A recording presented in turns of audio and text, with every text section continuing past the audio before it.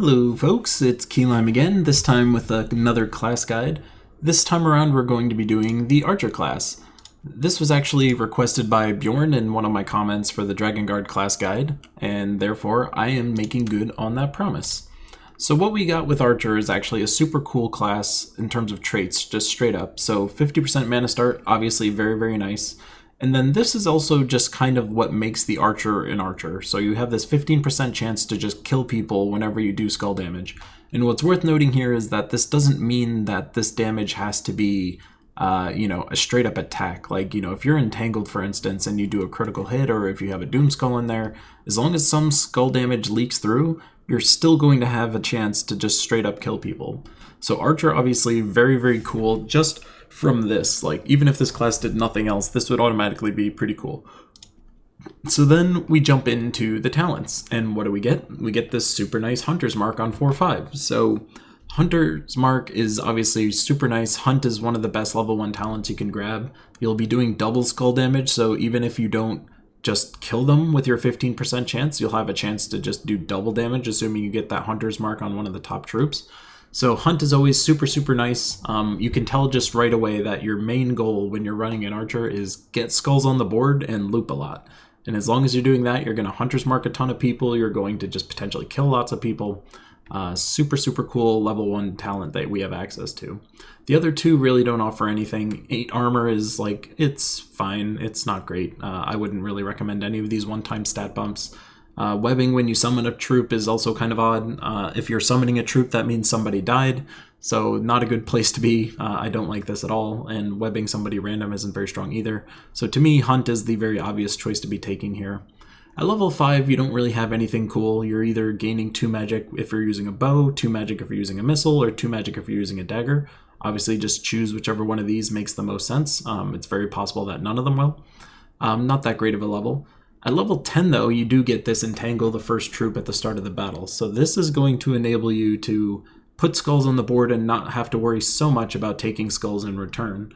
What you can also take advantage of if you have Root Trap is that you can kind of leave skulls on the board intentionally to try and gain mana. Since you're an Archer, you're more than likely going to want to take those skulls because you could just potentially kill people. So this is a very nice option to have. You can either choose to be more mana oriented at the start while they're entangled, or you can just start taking advantage of skulls right away yourself. This is going to be a nice defense against what you're naturally trying to be putting on the board in terms of skulls. You'll have some protection. 10% mana start is pretty bad. This is really bad. If you had 20 mana that you needed to fill, this would give you 2. 2 mana is laughably bad. That's like probably not going to help you in any capacity, so I would definitely skip this. This 5 gold every turn is pretty low, so even if you were trying to build a gold gaining kind of lineup, 5 gold every turn would be laughably slow. So to me, Root Trap is kind of the only option here. At level 20, you get this nice thing called a Leaf Storm. So starting with the Leaf Storm is pretty cool because there's really only other 2 classes that can do this. It's either a Shaman or a Warden, both of which are, they're okay. So Archer can do this, which is very nice. And what's especially notable about a Leaf Storm is that there's no reliable way to get green mana at the start of a game.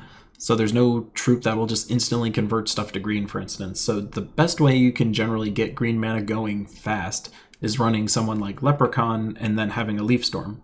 So if you're an Archer, putting Leprechaun on your team is going to yield a lot of value because this will allow you to get a ton of green mana, whereas you normally would not be able to. So this is very cool.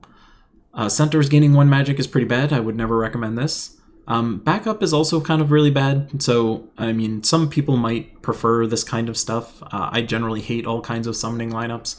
I would especially argue that if you were trying to build a summoning lineup, running it with Archer wouldn't really seem to make a lot of sense. You pretty much always need to be running Archer in the first slot. There's no reason to ever put Archer not in the first slot. Otherwise, you're not taking advantage of anything that the Archer is bringing to the table. You don't get access to your lethal skull damage, which is kind of the entire point of the class. So to me, if you're running somebody in the first slot all the time, summoning troops below you is not nearly as interesting as potentially summoning troops above you. So I would argue backup really doesn't make any sense to ever take. To me, it's the Leaf Storm. At level 40, you're getting this green allies gaining 5 armor. So you'll find that with Archer, some of the best ways to make green mana is to put green mana people on your team. feels a little like self-explanatory, I guess, but you probably will have a decent amount of green allies on your team, so at least this is okay. 5 armor is more notable than a lot of the other one-time stat bumps, so this isn't the worst thing in the world. Admittedly, it's with 2 other things that are really bad, just 2 attack or 2 attack. So 5 armor in terms of like just raw value is better, and honestly, like you'll probably have more green people than you will yellow people or goblins, so to me it makes a lot of sense for Wall of Vines.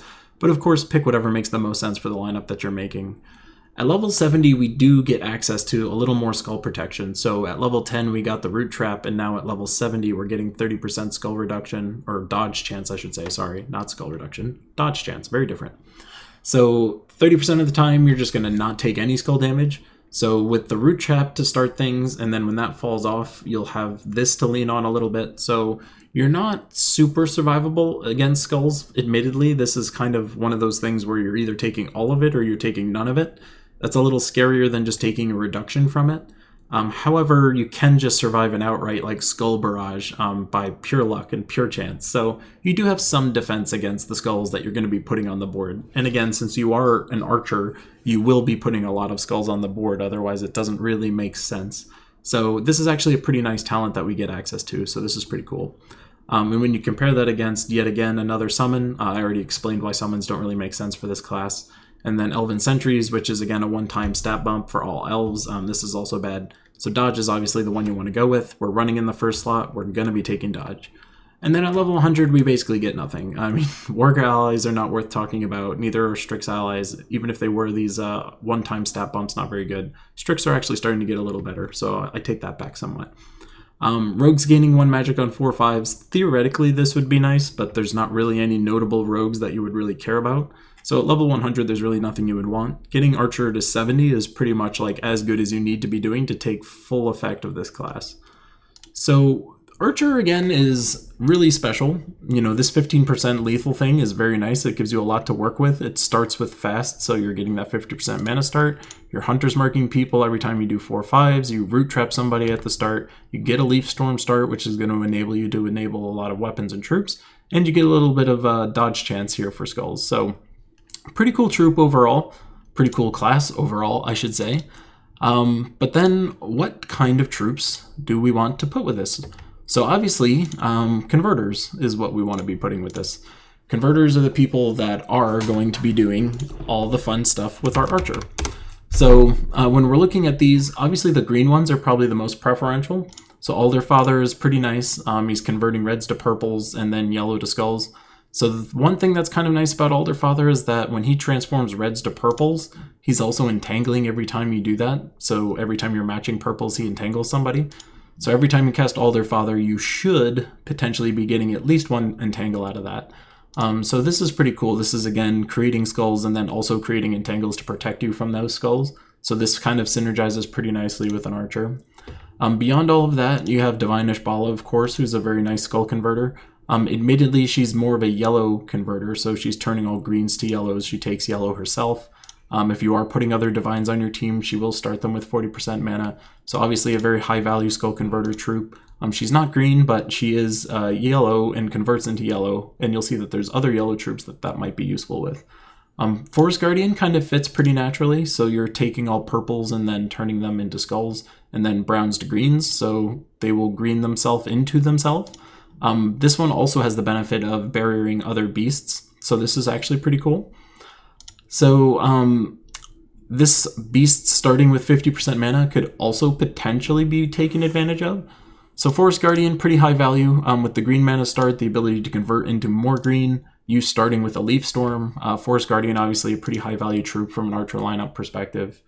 Glaceon's obviously amazing. It doesn't necessarily have any useful synergy with Archer. It kind of has anti-symmetry in that you would want to run Glaceon in the first slot. Archer you're going to be putting in the first slot.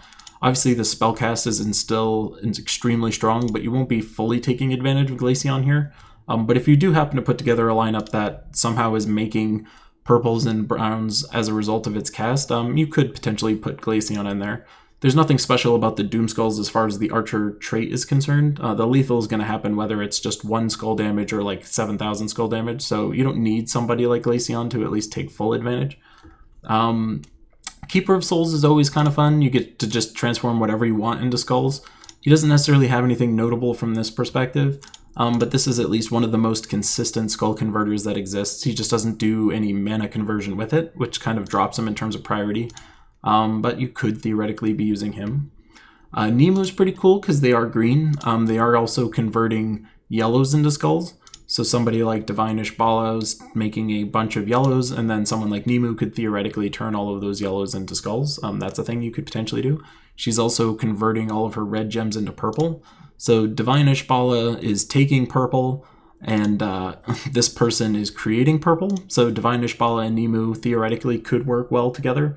All the yellows that Divine just made is getting turned into skulls here. And then all the purples that you're creating either feed into Divine Ishbala or feed into Nimue. So those two together are pretty cool. But yeah, I mean, this is pretty much what you're looking for. I mean, obviously, Quillen is also pretty cool because it's converting all purples to reds and browns to skulls. You would argue that maybe this would work well with Forest Guardian. The only problem is that their mana conversions kind of fight each other. So this is turning all browns to skulls, whereas Forest Guardian's turning all browns to greens. So they're both trying to turn browns into something else, which means there shouldn't really be any browns on the board once they cast. So that part's a little less fun. And the purples to reds don't do anything with Forest Guardian either. So admittedly, they would be fun to get put together because you would barrier them both on Forest Guardian cast, so you would also get 50% mana start. That would be fun, but you are not going to be able to take advantage of that. Quillen also does have this benefit of giving all allies 1 magic on 4 or 5, so just by putting them on your team, you get a little bit of magic pumping, so that's also kind of cool. But I think that's kind of like the theme, right? So, I mean, the main theme, I will quickly just cover this one, actually. Cursing all enemies and converting all greens into Doom Skulls. This is pretty cool with all elementals starting at 50% mana. So even if you just have Forest Guardian, for instance, converting all browns to greens, and then turning yellows to skulls, the good news about all of that was that it doesn't conflict with any of the mana that the Maraji Queen is taking, for instance. So if you're using Forest Guardian as one of your converters, putting it with Maraji Queen will then take all of that green that just got made and then turn them into Doom Skulls. So that's just sick whether you're an archer or you're not. So those two together can be a pretty interesting combo. You would just need to figure out how to get the mana some other way. In fact, I think I might make a team live in this video using those two, actually, because the idea of that sounds super cool. So that's actually the theme again. You're trying to put skulls on the board somehow so your archer can actually take advantage of them. So I actually did pre-make a couple teams, and I think I'm going to remake the third one for this video.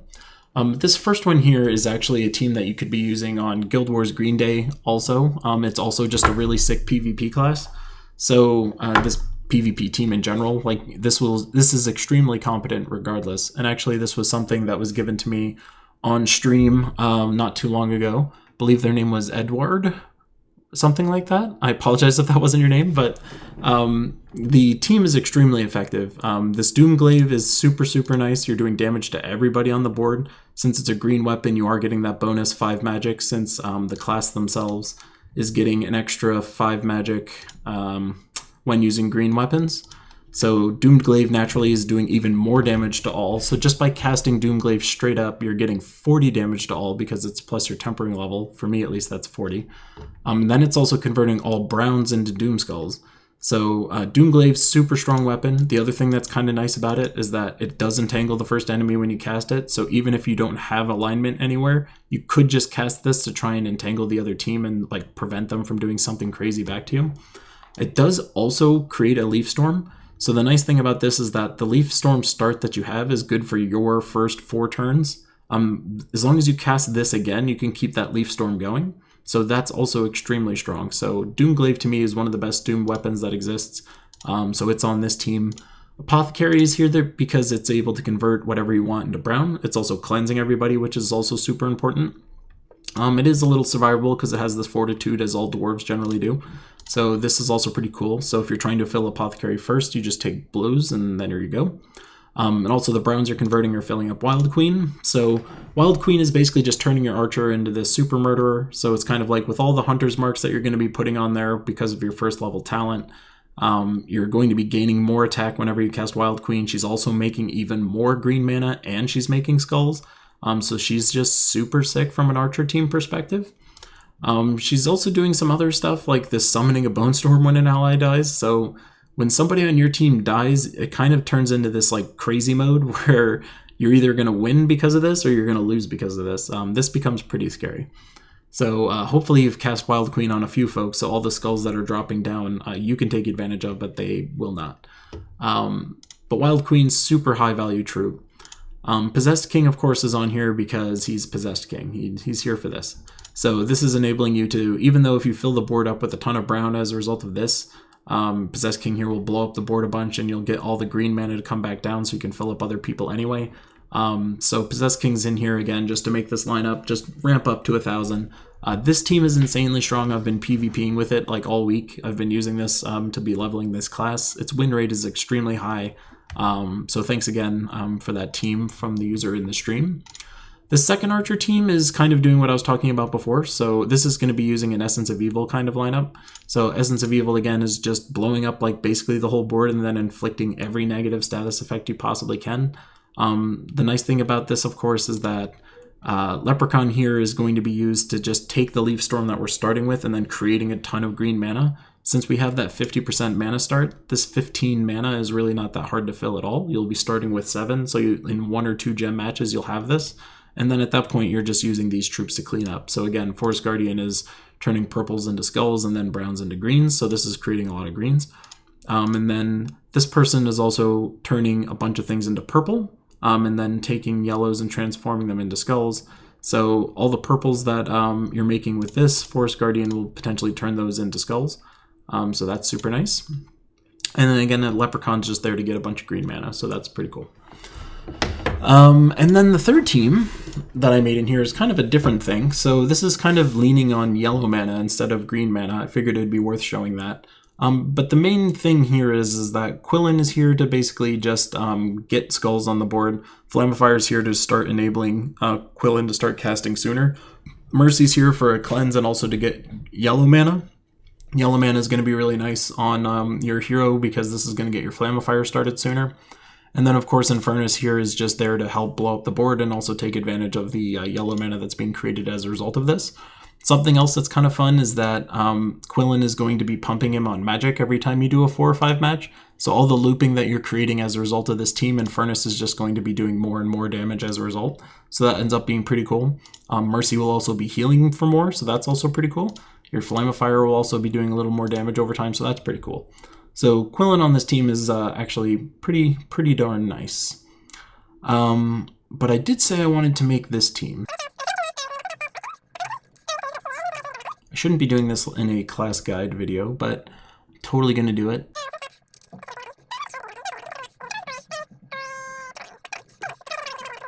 And I'll probably just edit this so you don't see it. I mean, this is stupid. You could just do this.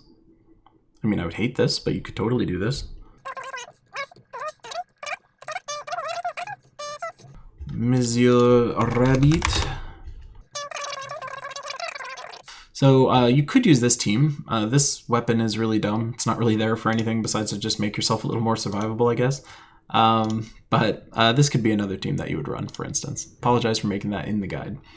But yeah, that's pretty much everything the Archer is bringing to the table. They are just super nice. So if we demo... Yeah, screw it. Let's use the new team I just made. So if we demo this... basically what you would want to be doing here is using your Moon Rabbit to get your Forest Guardian up and running, and then you're really good to go.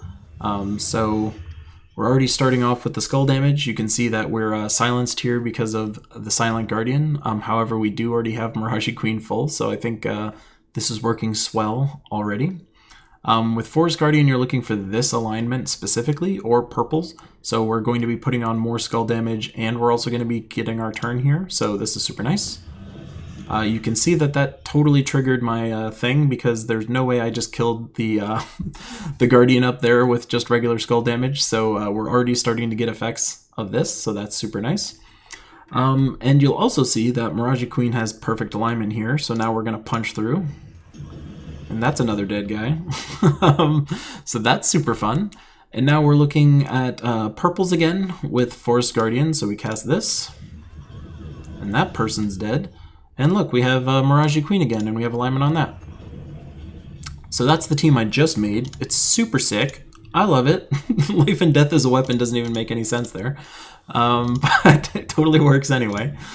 So that's an example of that team. Feel free to make that weapon probably literally whatever you want. Just nothing that's mana blocking these people too hard, and that team will be totally good. Another team that you can be using is this one. So again, this is using the Essence of Evil version of this team. So you're using the Leprechaun with your Leaf Storm start, and then you're just getting this cast up here. So looking at the board, I'm going to take the free 4-5 matches that are available. So I'll be taking this one, and I'll be taking that one, and I'll be taking that one. And that's all the fun I'm having with my 4-5s. And now we make the party start with Leprechaun. You can see we have tons of green mana available to us. So I'm going to take it. Yeah, I'm going to take the purples and the greens. And now we're in the perfect setup, right? So this team is trying to do what I'm doing. I'm just better at it than they are, clearly. So I'm not taking this because I don't want to lose my turn. However, at this point in time, we can just cast it on whomever we want. This is a Frost Mage, so they're not stealthy, so I can just take their Essence of Evil and turn into nothing. And we're feeling pretty good about ourselves. And now we're basically just doing what we do. So we look for the matches. So again, this is turning yellows to skulls and reds to purples. So yellows to skulls, nothing, but reds to purples, yes. So we can do this. And then, of course, as we mentioned before, the nice thing about Forest Guardian is that it's taking the purples we just made and converting them into skulls. However, it's also doing this alignment here.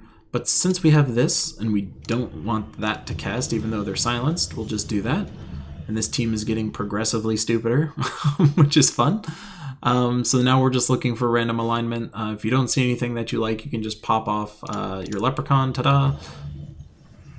We're keeping our turn because we're super cool like that. I'm just going to start putting damage on there even though I don't see any alignment that I want. I do just want to start hurting people. I don't want this game to just drag on forever. So in terms of that, we'll be going with this one. And since they're entangled, I really don't have to worry about too much of this. Even though I'm entangled myself, I could be killing him when I'm doing that skull damage. Again, that was an example of not doing the skull damage that you would need to do. Again, you have to do at least 1 damage to the person in order for it to work. But at this point, you know, it's basically over. I'm just here just rotating troops at this point, and just casting whatever I want. People are just going to die as I keep doing this. We're having a grand old time.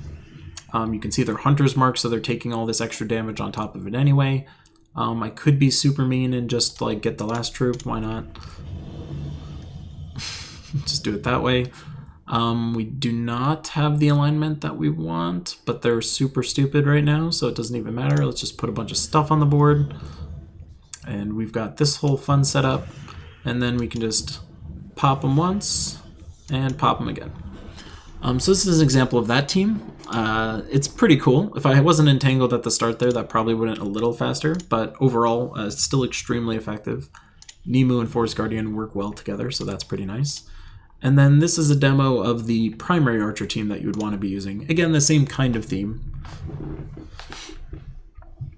So again, with this team, you're trying to get your blues either started up or your greens started up. You'll get your green started up really quickly, so it doesn't really matter.